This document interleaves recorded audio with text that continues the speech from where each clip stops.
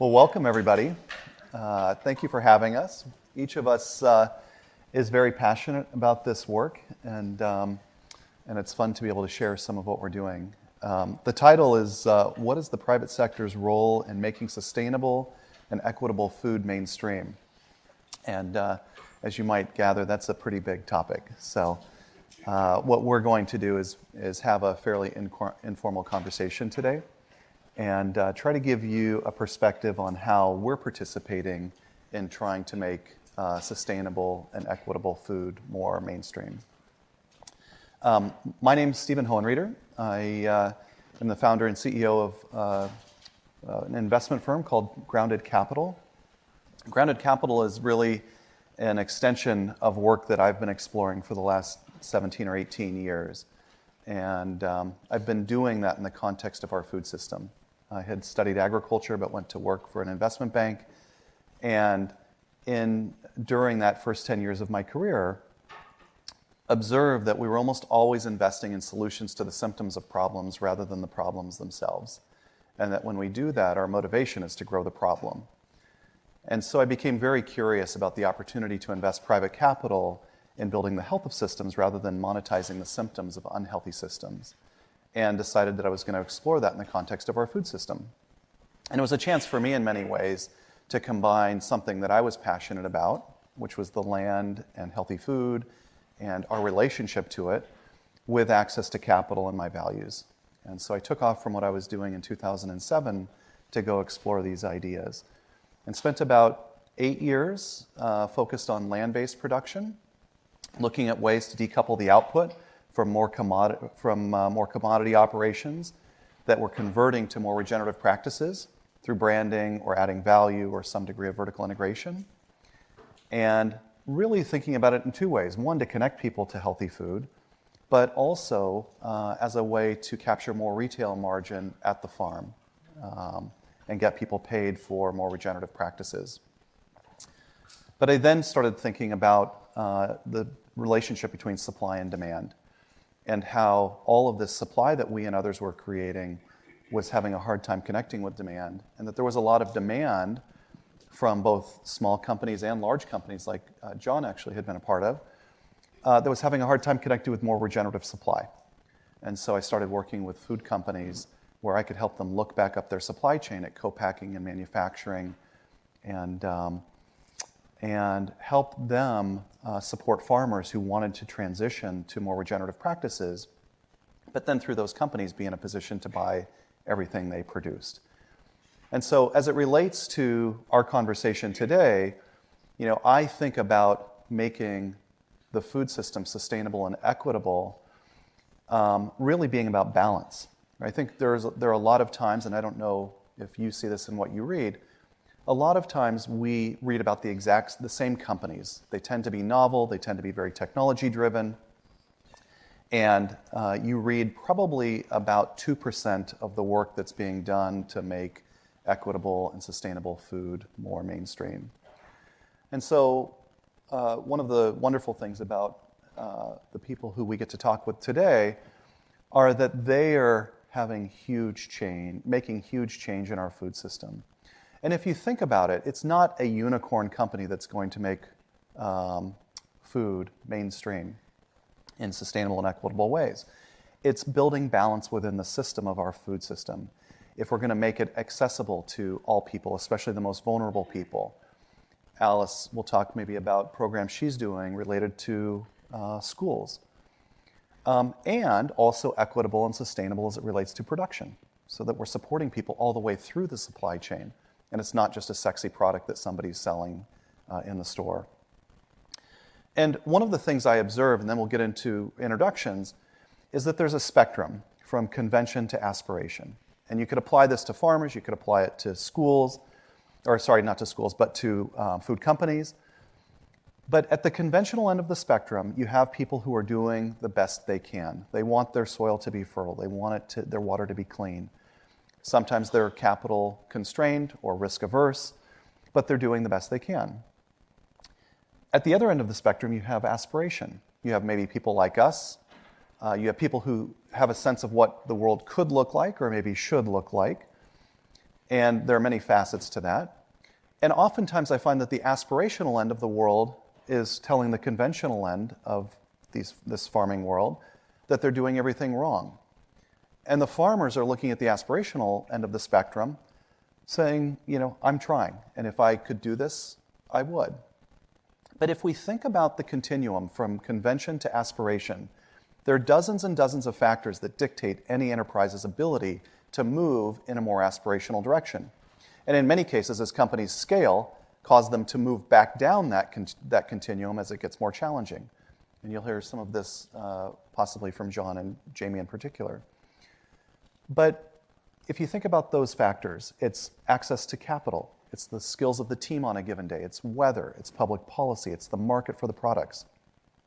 One of the things I've observed is at 30,000 feet, you have capital, and you have a lot of very committed people who want to change the food system. And I observe that almost all of that capital flows into the far aspirational end of the spectrum, because people want their capital, whether it's philanthropic or a family office or another group, to represent what's possible. And that capital tends to flow into the sexy startup products and companies. And that's fine, that's important. But they're often startups, they're not making change at scale, but they are playing a role.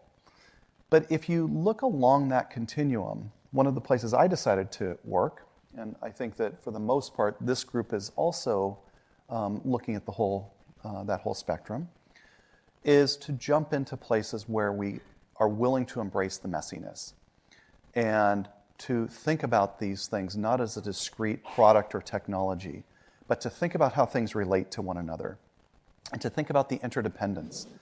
And then for you guys, if you want to be involved in this stuff, think about ways that you can participate in that would be interesting to you. It may be a product. It may be somewhere along the supply chain and processing. It could be a technology that helps us farm in different ways or access food in different ways. But I just want to make the point that there are so many different ways to participate in this work. So we are all very fortunate to have 4 people on the panel today that have deep experience in different ways. And I'd like to spend a few minutes, if each of you would, introducing yourself, maybe 3 to 5 minutes, and just talk a little bit about what is the work you're doing today and why are you doing the work that you're doing. John, maybe we can start with you. Thank you. It's a privilege to be here. What a great group of people to talk with. So I've been a food entrepreneur for about 30 years and done a few startups. I'm best known for the long run I had at a company called Annie's. How many of you had Annie's in your pantry? Okay. I love asking that because I used to ask that 30 years ago and no one knew it. So anyway, so grew Annie's for quite a long time. And we took it public in 2012 and then sold it to General Mills in 2017. And I worked on the U.S. leadership team for General Mills for 3 years, working on lots of amazing things. Annie's was one of the first brands in the United States that mainstreamed certified organic products into mainstream grocery stores. So meaning like on the mainstream shelf next to Kraft mac and cheese versus back in the old natural and organic section, which was back by the mop closet, kind of by the bathroom. If you remember that, any of you remember that? And it was cool to see all of the things that we were doing at Annie's, which was about expanding organic acreage, being a mission-driven business, trying to really make change at the margin of this messy situation where there was really not enough supply, and then going into a big company like General Mills and seeing them actually apply a lot of the big company skills to scale that. And then in 2017, I joined Once Upon a Farm with 3 other co-founders, and we sat down and wrote the mission for this business, and it was to drive systemic change in childhood nutrition for a happier, healthier, and more equitable world. And the 2 most important worlds were systemic and equitable. And we're disrupting the kid nutrition space from baby to kid with fresh products that are no added sugar, 3 or 4 very simple ingredients, fresh and instant, quick frozen fruit and vegetables, never over 40 degrees, cold chain, and businesses based here in Berkeley, and we've turned it into a pretty sizable enterprise that's growing really fast and struggling with Where do we get enough organic supply? Where on the regenerative organic spectrum should we be? Should we do some of those products or not? And just interested to get into the richness of the conversation with this group. So thank you for having me here. Hi, everyone. I'm Jamie Horst. I am the Chief Purpose Officer at Traditional Medicinals, which is the second largest tea brand in the United States and obviously the largest medicinal tea brand. I don't know how many medicinal tea brands you can name, but Traditional Medicinals is the largest. We were founded 50 years ago with really a dual purpose. The first was to educate people on how plants can benefit their lives, and then how we have a responsibility to be beneficial toward the plant kingdom. We are in a reciprocal relationship.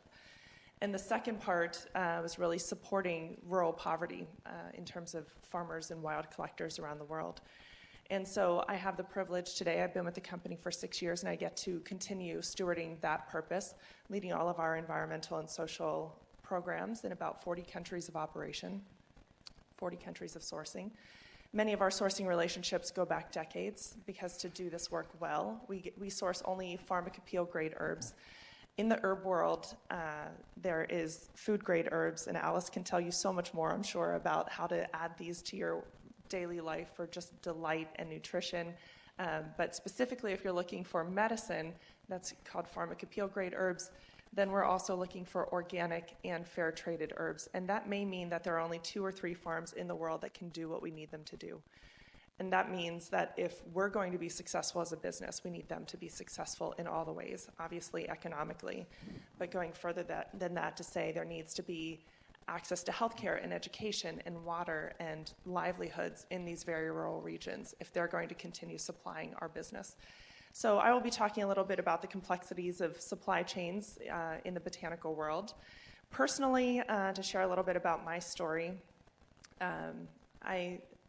I have always loved business. I believed in it as an organizing principle. But some of the tools of business, as MBA students, you know this, are really about scale and efficiency. And if you notice that there's harm in a system, what business tools will do are actually allow you to create more harm faster. And so it's really, that's what led me to get into this ESG space and to try to agitate for change from within. Historically, I've said I'm kind of industry agnostic. It's more about these ESG tools, understanding that every business generates some sort of externality, and I wanted to be able to address that. But since moving over into the food space 6 years ago, I've really fallen in love with it, again, as an organizing principle. Every human around the world reaches for some sort of food multiple times per day. So if you're looking for change points in a system, the food system is a great place to start. And one last note, I guess I was raised on a farm. I'm the product, actually, I can trace my generations back at least 600 years, always in the farming space. And I left at 18. I saw how hard farming is as a lifestyle. You can put all of the effort in, and the rains don't come. And this is a story that we hear from our farming partners around the world every single season. And so it's really important to us that we're in right relationship with them, even when the chips are down. I left at 18. My little brother bought the farm and has continued it for another generation. And so that's a lot of the work that I do around the world, is recognizing that we provide education and opportunity and economic support because some people will choose to leave, but there will always be some people who want to remain on their ancestral homelands and be able to follow the traditional practices that they saw from their parents and grandparents and great-grandparents. And we want to empower their self-determination for whatever path they choose to take in life. Chris. Hi, everybody. Chris Jockson, Chief Operating Officer at Good Eggs. We're a online e-grocer based in the Bay Area. We service the West Coast. We prioritize local organic producers, predominantly organic. I think one of the things that we truly take pride in is the fact that relative to other like online grocers that you would find, out there, 80% of all of the suppliers that we do business with are, sourced within 80%, or 80% are within like 300 miles of our distribution center. And so, one of the things that, I think is really, valuable is the traceability of all of the businesses that we do business with. And, in general, the organic nature of the suppliers that we partner with. So, I think we really truly are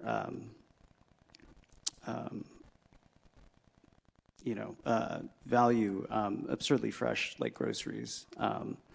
So a little bit about myself, Bay Area native, Haas alumni, and looking forward to having the conversation with you all today.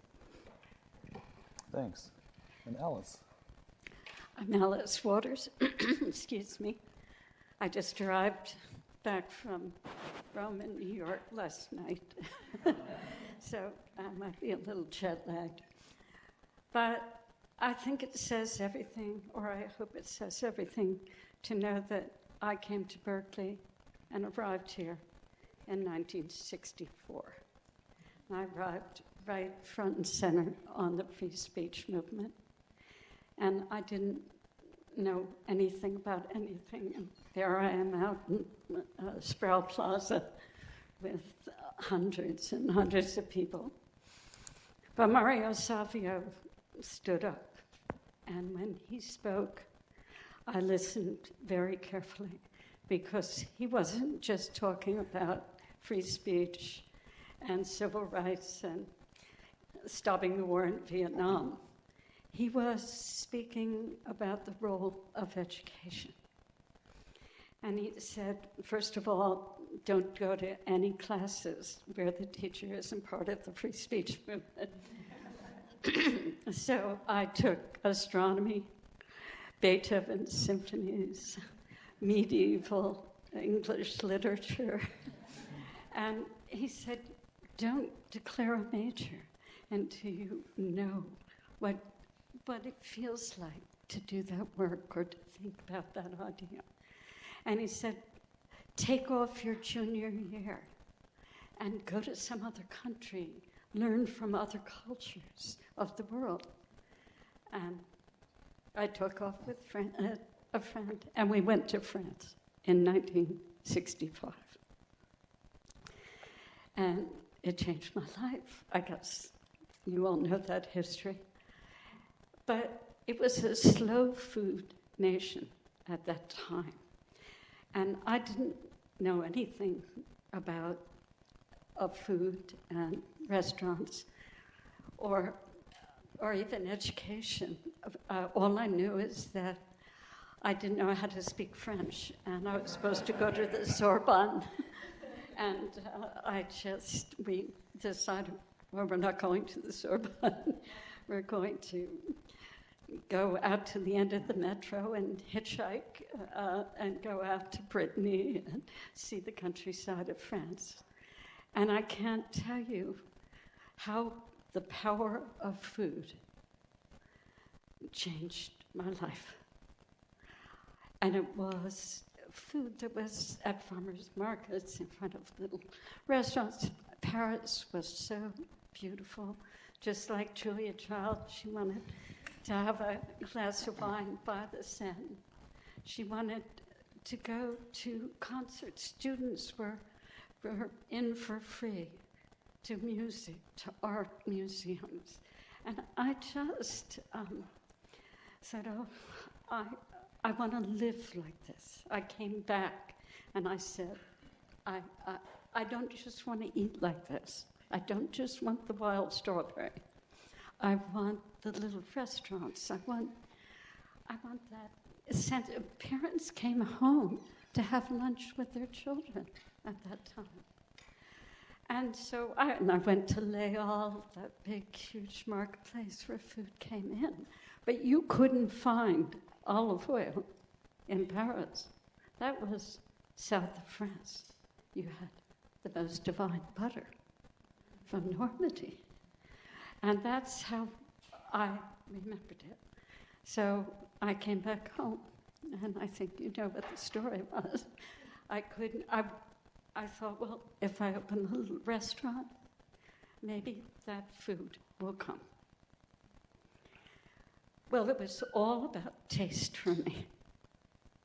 But I ended up at the doorstep of a regenerative organic farm. Bob Kennard, many of you may know about him because he taught in Sonoma, but he lived about an hour away. And I didn't know what regenerative meant at all. He didn't want me to call him organic because it was a compromise for him. He said, my land has everything in it. All the bugs, we leave everything in, and the compost is put in the land. And every bug gives nutrition to the food. So you're getting vegetables that are 25% more nutritious than anybody else. And I laughed. And of course we were when they were tested. But he was doing that. But he also, and I'll just stop after this, but he brought, he didn't want us to bring just drop off the vegetables. He wanted all of our food compost. So he took that all up with him when he went back to the farm. And he gave us the greatest lessons in growing food. And we ate only in season. We put the name of the farmers down on the menu. And people would come in and say, where are Masimoto's peaches? You got to come in September. We don't get them till September, but come every day in September because you might miss them. And it was that really inspired not only the whole staff, but everybody who came to the restaurant had that kind of curiosity. And really, one last thing was that we made a map, probably after about 5 or 8 years, of all the people that we bought food from in California. And there were about 75 farms and ranchers and fishers that we bought food from. And that was just knowing that we would buy it at the real cost. We were not asking for a discount. We would come and pay the price and pick up those peaches. And that is what the farmers needed to pay their farm workers to run the whole operation. So I know that if schools did that, if they became that economic engine and bought food right from the farmers, you'd have an immediate response. And it would be, I'll say more later. Thank you. Well, and one of the things that's so interesting about that is if you can introduce kids to these amazing foods, they don't want to eat a lot of the junk. And we're seeing that today. I will Go ahead. add on about that because it's so apt. We started the Edible Schoolyard Project at a middle school in Berkeley 30 years ago because the principal called me up and he said, you know about gardens and could you help beautify the school? And so I said, oh, of course, I'll come over. And I took a look at the huge space of land, 800 kids who spoke 22 different languages at home. Teenage kids. And Neil Smith was the principal, and I said, Neil, you know, I'm a Montessori teacher, and I know that a lot of the problem of this world is that we are sensorily, how should we say, denied. And that in schools, we're all on the screens, and we're not smelling and tasting. Montessori did her work back in the 1880s in the slums of Naples and in India. And she said that children need to smell and taste because those are the pathways into our minds. And I mean, we live in this sensorily deprived world. And to bring food into a middle school like that? Well, I just want to say one sentence about it. That this one school has become a model, and there are 7,500 schools around the world that are part of our network in 30 years. And that's from just doing a teaching or hearing about it, because it has human values at its base. And everybody understands what that's about. And these kids talk about civilizing, and you see teenagers picking up crumbs on the floor and putting them in the compost. And you see how they work together to not learn cooking. It's a geography class, and they're learning about the geography of the Middle East, and they're cooking pita bread and hummus and greens and beans. And let me tell you, if they grow it and they cook it, they all eat it. So one of the things you're hearing is about relationship and time. And when we think about not being extractive of people or the earth, we have to think about our relationship to it. And so often in the work that I've done over the past, a lot of this is focused on the velocity of capital, or ramping up a company to sell it to a strategic or take it public. And at Grounded Capital, we're not willing to invest in a company that has an exit plan. Every investment we make, we do so for an indefinite time frame, because I believe that if we enter into any relationship for an indefinite time frame, we make very different decisions. I'd like to share a metaphor that sometimes I use to explain this type of work. And in our own way, we're all doing the same thing and contributing to these changes through very financially focused operations.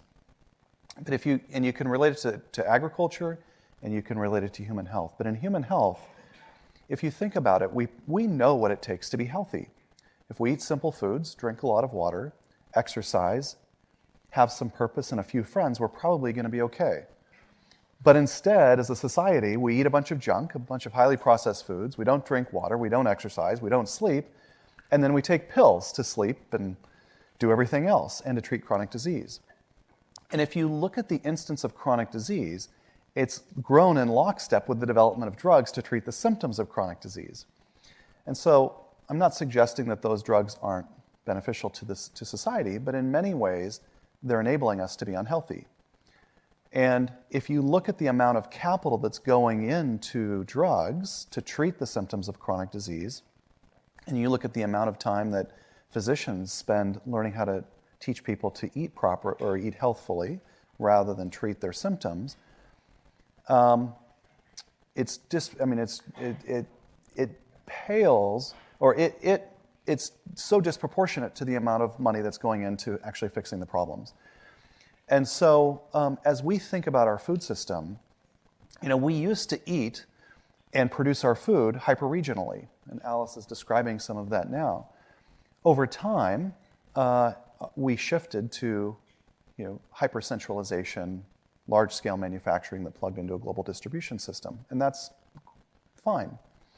But I believe that people used to have a connection with the source of their food, or whether it was the farmer or the rancher, their grocer who they relied on to vet their food choices for them, or even somebody who was adding value to their food.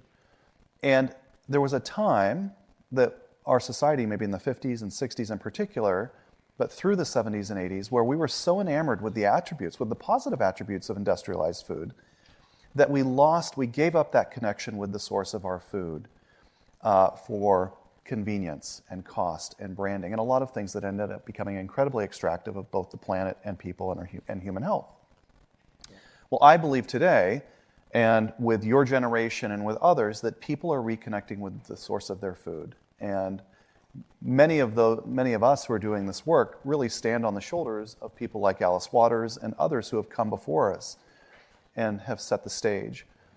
But what we're seeing now that's so exciting, and we see this in particular through the companies that John and Jamie and Chris are involved with, that this is mainstream and that people are connecting with the source of their food. They may not know it, but some of those supply chains are shortening.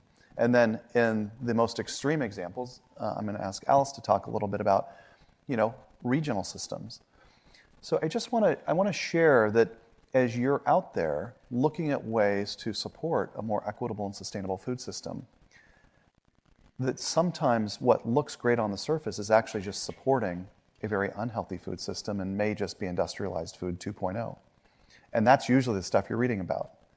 The work that these people are doing takes time, and it's about relationship, and it's about thinking about interdependence and ways that you can be very focused on a for-profit business at scale, but thinking about how that relates to the whole supply chain. So I wanted to, Jacqueline had asked me to mention that if you have questions, you can enter the questions in the app, and that they'll let us know later on. We'll spend a few minutes answering questions. But to get into the conversation, I really wanted to start with you, Alice. And when we think about shifting to a more sustainable and equitable food system, that started 40 years ago, 50 years ago? 53. 53 years ago with people like yourself. It started with Drake Sadler 50 years ago when he started Traditional Medicinals, and there were plenty of other people whom we relied on.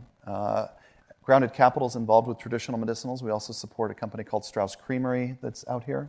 There's a gentleman named Albert Strauss. We're involved with a company called Lotus Foods that sources rice that's more regeneratively produced around the world, and actually got its start selling black rice to one of Alice's restaurants. So I am not going to do Alice a service in trying to introduce her work, but I'll mention a couple things she does. And I hate to attach Alice to being a restaurateur or being the person who started Edible Schoolyard, because I would suggest that your work is so much broader than that. But there are two elements that were very regional in this area. And I have a story that you were intentionally focused on creating a circular system, a circular relationship that connected people to healthy food, connected people to each other, and was really thinking about, as you mentioned, who's producing that food, what are you doing to it, how are you feeding people and nourishing people through that food, and how can you leverage that to develop other programs or support other people in doing this work. And so would you spend 1 or 2 minutes, I know that's probably a tough thing to do, but would you spend 1 or 2 minutes talking about how you think about building really regional economies that can then be connected to create national and global solutions? Well, first of all, we all ate like this around the world before World War II. So we're only talking about maybe 70 years of changing a food system. But we didn't import anything except coffee, tea, and spices before about 1950. So I do believe that it's deeply in our humanity, our globally, to connect with the people who feed you. And I know what happened in World War II with Victory Gardens. My parents had them, Victory Garden, their whole lives. Not just because they liked the taste, but because it was about money. And they just dug up their backyard and their front yard and planted food. But I just am sure that education and food are what we have in common. And I'm looking at 2030, which is the UN prediction around climate. And I'm very worried about what we could do that's positive, that could change the world in that period of time. I mean, really. And the thing that we do, we all eat. And other countries are still very involved with that in schools. And I just have to say that the mayor of Paris a year ago, a little bit more, decided that all the schools in Paris were going to buy food from 250 miles of Paris from regenerative organic farmers, ranchers, fishermen. After 1 year, they're 2/3 of the way there. So this is going to take, I hate to use the word dictatorship, but how about a benevolent dictatorship? A benevolent dictator who really believes that food is about love, it's about deep nourishment, it's about beauty. And we never talk about the power of beauty. I brought you a few beautiful citrus there so you could see. And we always have food like that out in the restaurant because that is something that we've lost in the fast food industry of fluorescent lights and white kitchens. But the power of that is unbelievable. It really is unbelievable to see people walk in the kitchen of the restaurant and see something being cooked on the fire, to smell that. I used to burn rosemary out in front of the restaurant so that people would think they were in the south of France in the summer. But we have to use our senses because those are the pathways into our minds. And this is the only delicious solution to climate and well-being, So, in my mind. and an incredible experience. So as we think about what Alice is describing here, this can apply to a company, even if it's not explicit. So I'm thinking of Jamie as I listen, and traditional medicinals as I think about what Alice is describing. So here, Jamie mentioned it's the second largest bagged tea company in the United States, the largest organic tea company. It has all of these functional properties, and I bet many of you don't know the name traditional medicinals, but you might know a product called Throat Coat, or Echinacea Plus, or Smooth Move, or others. They like to say that they're number one. They're number. Number 2 is number 1. Number 2 is number 1. Thanks, I appreciate it. But what's interesting about this is it's still about relationship. They source ingredients from 40 countries, 240 growing regions, and thousands of farmers. Drake Sadler, the founder, is on his way right now. Where's he going to get this, Sandra? China. In China. Yeah, the Pingwu region. But they are constantly traveling into these regions and have direct relationships where they are sourcing ingredients. For Smooth Move, they source the senna from the Rajasthan region of India. But it's about relationship, and it's not going through a middleman. They may rely on people to process. But that entire supply chain is intentional, even if the public doesn't know about it. They're in the communities, both in sourcing, thinking about how they process, thinking about ways they can provide support economically and empower women and children and support children.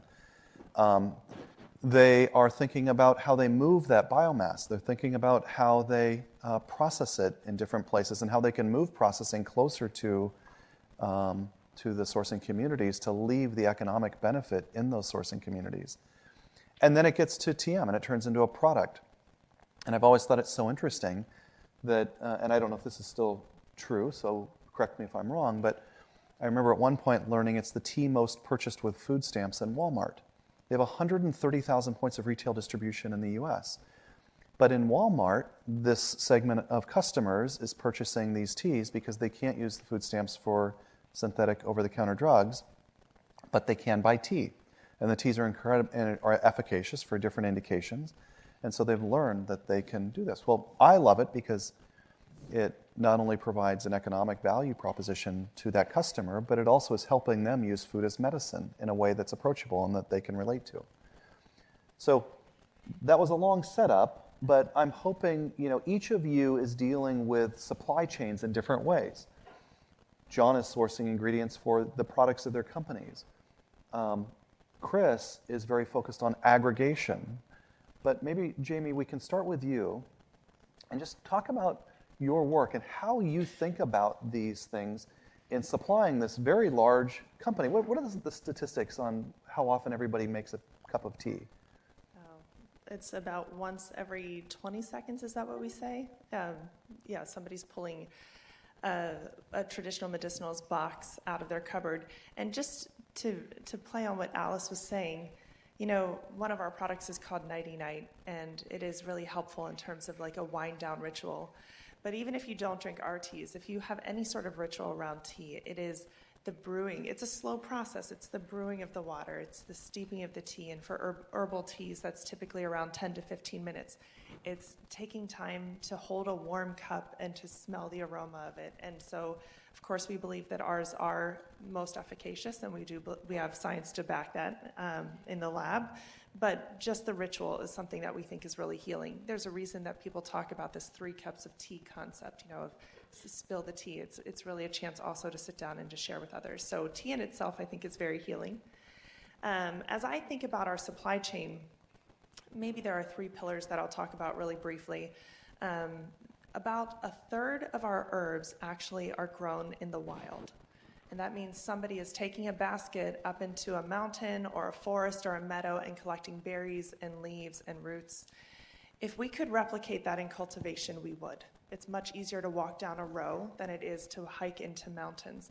But some of these herbs depend on intact ecosystems. There is an interdependency in these regions. And so what we work to do is to certify those lands in a sustainable conservation plan, which means that we can only pull out the amount of biomass of material that will allow for regeneration, not just for our usage, but for all of the flora and fauna that depend on those plant stands being intact for future generations.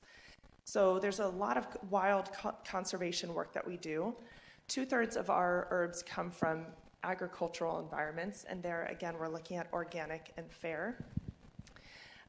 We're increasingly moving into the regenerative space.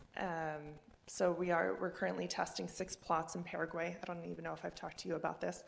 And we're actually, again, everything that we do is built on science. So we have test plots as well as plots that we're not implementing these regenerative practices, and we're testing what's the quality of the product, what's the quality of the soil, what else is happening in that region that we can actually measure.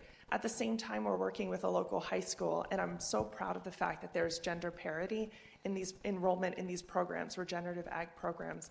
We see that in the U.S., a lot of women drop out of the STEM fields as we get into more advanced courses of study. So to see that high schoolers are still interested, in a pretty even way is something that I'm really excited about. So how do we improve kind of the climate resilience in agriculture is the middle pillar. And then the last, of course, is recognizing that people make all of this possible. And especially in those wild areas, I traveled to Kosovo a few years back, and they actually had lost access to their wild collection processes for about 20 years during the Kosovo War time. And then there was a man who came in and said, I really want us to remember this. And so he worked with USAID at the time, GIZ, to install dryers in about 20 different communities. And now there are about 3,000 people who are employed, earning more money than they would working, kind of a regular job in a supermarket or something along those lines. And they're able to, as I said, spend time in nature every day. And when I spoke with them about what they loved about their job, they just said it's such a beautiful reminder that nature is generous. And out here, I don't hear sirens, I don't hear my cell phone ringing, I get to just be with the plants. And so they're in deep relationship with their ecosystems. We get to be in deep relationship with them over the course, as I said, of very long periods of time. And that's what assures us that we're getting the quality that we need to be able to come full circle for those consumers who depend on us for their health. Thank you. One of the things that we're hearing about is shortening supply chains. And as people reconnect with the source of their food, and we start to rely more on human scale production after having moved in this industrial direction, I believe, and I've observed over the last 15 years, that we need a layer of aggregation to develop so that we can collect from human scale production, but then still support a global food system. And there are definitely people who are looking at national and global solutions to a healthier food system.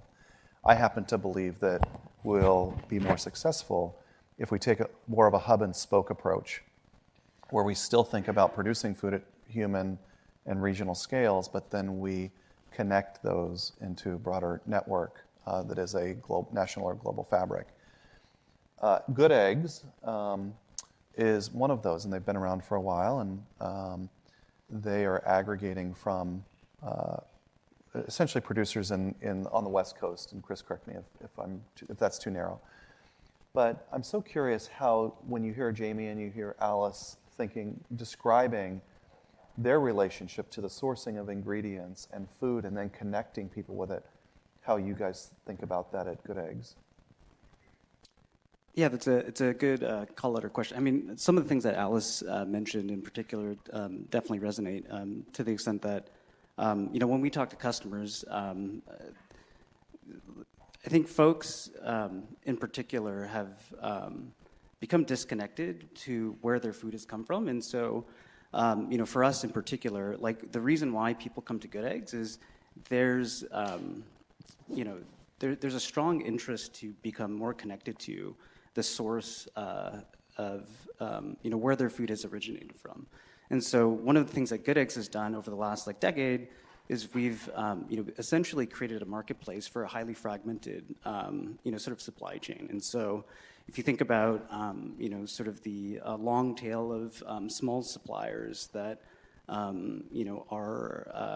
you typically find at like the farmers market and what have you, we've created a platform for them to be successful on a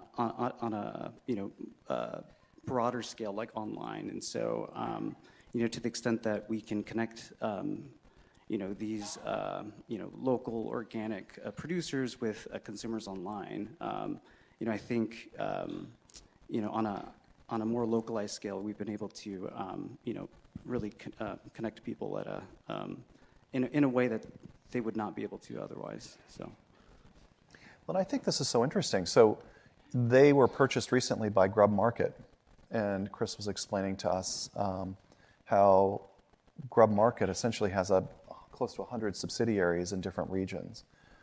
And so here you have a technology solution, if you're interested in the technology piece of it, that is pretty sophisticated, and it's a national solution. But they're relying on the Good Eggs of the world and other regional online marketplaces to connect people with these producers. And it's so interesting. What you're hearing from Alice and Chris and Jamie so far is that food becomes experiential. And part of the reason I think that people are reconnecting with the source of their food, even if they don't understand every facet of how this is all contributing to a more sustainable and equitable food system, I've ended up in a place where it doesn't matter.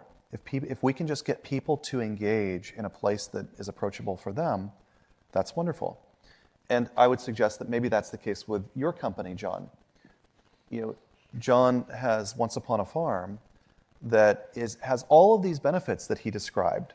And we were talking earlier about how they are connected directly to growers. And we grow some blueberries, and I was asking if he'd ever be interested in buying blueberries from us.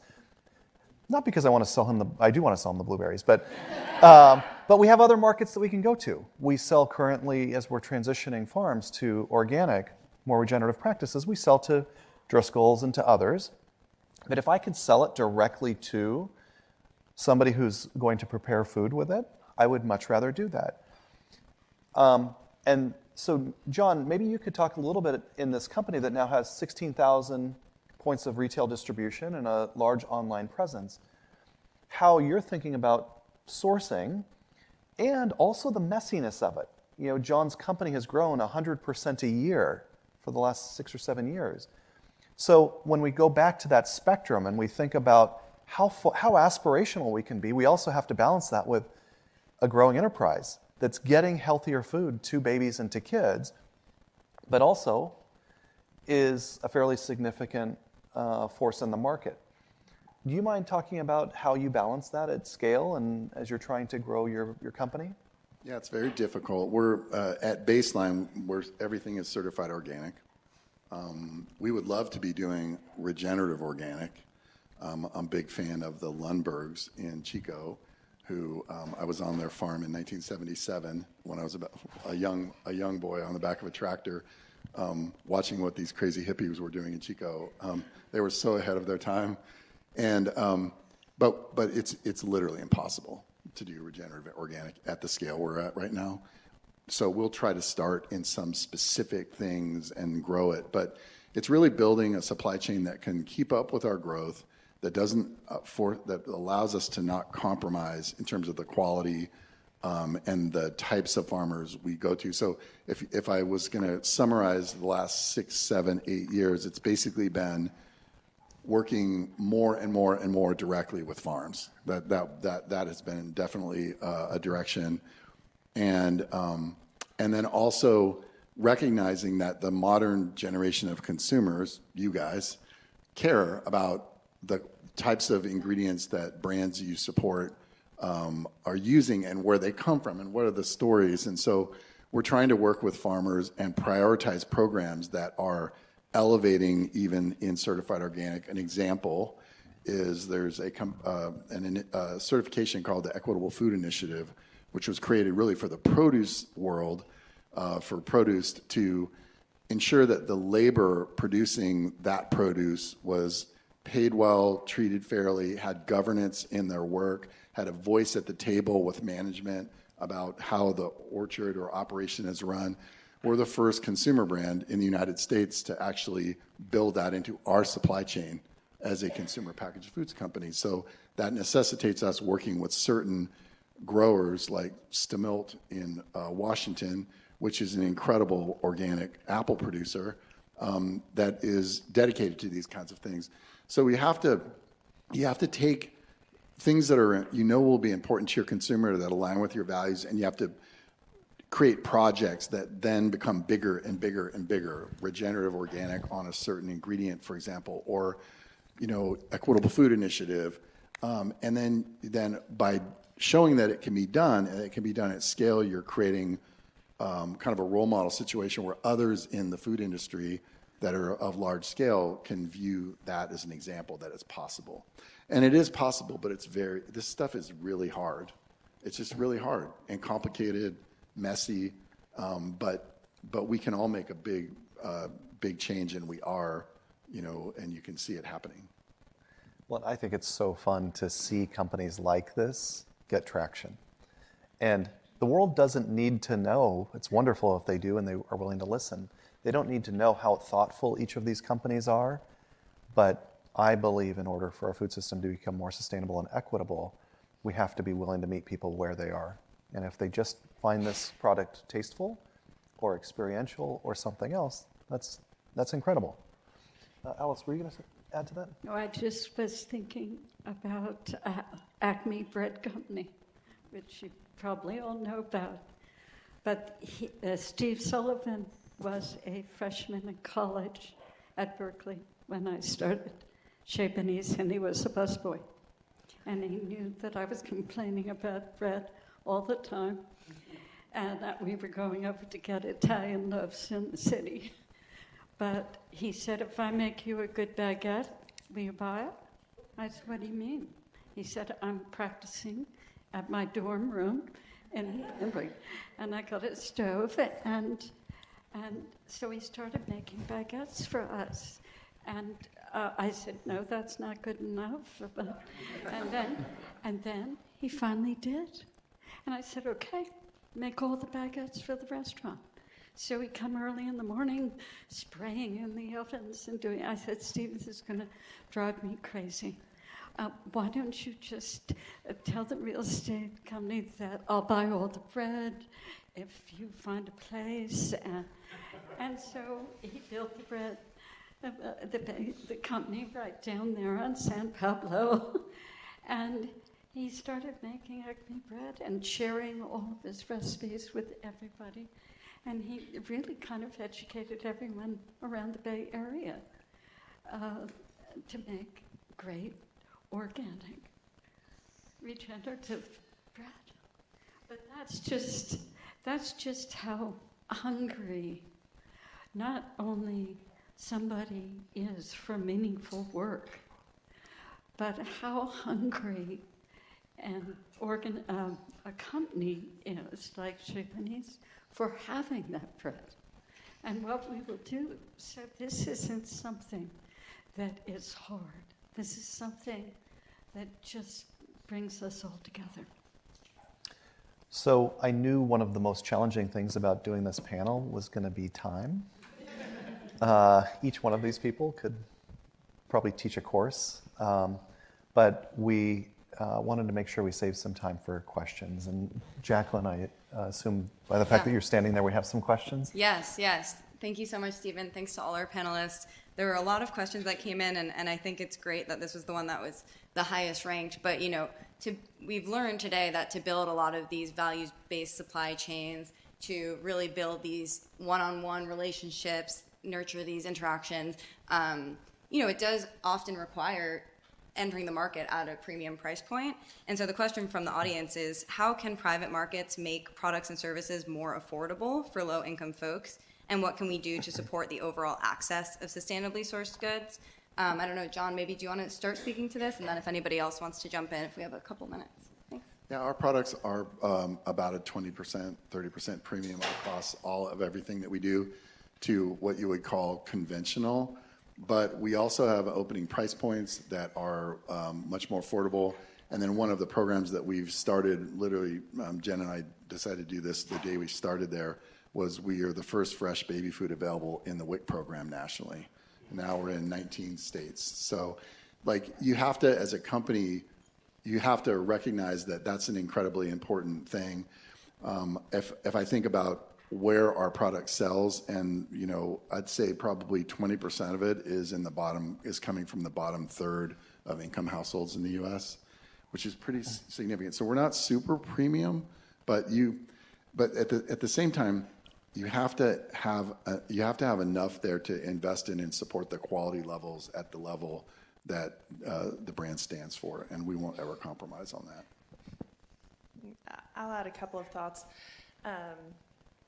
Again, similar to what Alice was saying, we never negotiate on price. So we have people at both ends of the spectrum, our consumers who depend on us for affordable, accessible herbal medicine, and farmers who depend on us to do right by them. And so what our last CEO used to say is a lot of times these small natural foods companies, you pay an inefficiency premium because we're small and we haven't scaled yet. And so that's a lot of what Stephen is talking about in terms of access to capital. It doesn't have to be the revolutionary, brand new, sexy idea. It's companies that are willing to do the right things, but they have to meet a certain economy of scale to be able to do it in a way that's affordable. And so that's a great place to invest. From a company, I think we went over 10 years without taking a price increase because that CEO just kept driving us to install better equipment, figure out, hire the right people, hire fewer people, but people who can really drive the right decisions. Whatever you have to do, you really have to look at your internal operations and be extremely efficient so you're not passing along that cost to consumers who are price sensitive. And the last thing I'll say is access to capital. Having access to patient investors who believe in the food system as a way of generating change allows us to get around that scale curve so that we can meet everyone where they are. Because the goal is not really to harm any of our stakeholders, including our investors. We want to provide a fair return to them, but not at the expense of our farmers and our consumers who rely on us. So it really takes an entire financial ecosystem that enables business to operate at the highest levels. I believe you're also going to increasingly see how expensive cheap food is for even the lowest economic sectors of our economy. And part of an equitable food system is access. And I would suggest that more than price, getting access to healthy food is one of our biggest challenges. And if people are eating simple foods, oftentimes it's actually cheaper than buying inexpensive processed foods. And that's a whole discussion in and of itself, but maybe I should stop. Yeah, unfortunately we are at time, but thank you so much for all of our panelists. We learned a lot from you, and thanks, Stephen, for moderating.